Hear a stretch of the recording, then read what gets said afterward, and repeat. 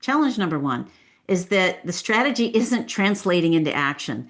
And we're talking about the strategy of, changes that are actually happening, where key initiatives are misunderstood or distorted as they move down the organization.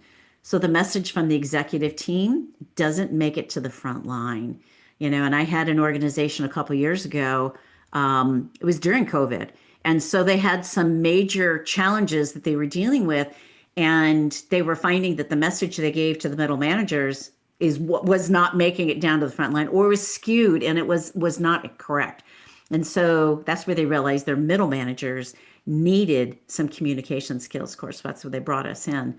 So it's kind of like the old game, telephone. You can start it off, and by the time it makes to everybody, it may not be the exact same message.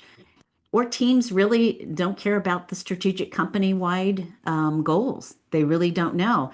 They don't understand those broader goals. So it leads to disengagement, and they have a very small scope of vision. That was one of the topics that we had, or one of the leaders shared last month, was about their team not knowing how what they do affects the bigger picture. And then execution falters, and then progress stalls.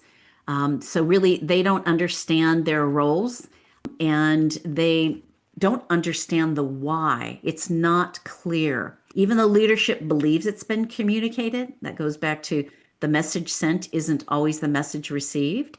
And so it's really understanding that why and describing the why, which we'll step into here. So some of the action steps, possible action steps, are communicating the vision with context. And so, like, where are we? Why has change been needed? And what's at stake? And really having the team understand what's happening and being able to translate strategic goals into meaningful messages for everyone. So the role relevant messages for every layer of the organization.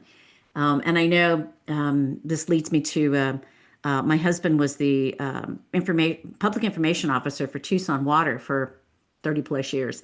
And he found that when he was relaying information, and this might be communication wide, is that he had to put it in a fifth grade level so that people can understand. Because, when you're dealing with high tech topics, not everybody understands it. So to make it meaningful to everyone, and it might be your message is different, but really understanding who the message needs to go to. And use storytelling techniques to really build that emotional engagement, not just intellectual understanding.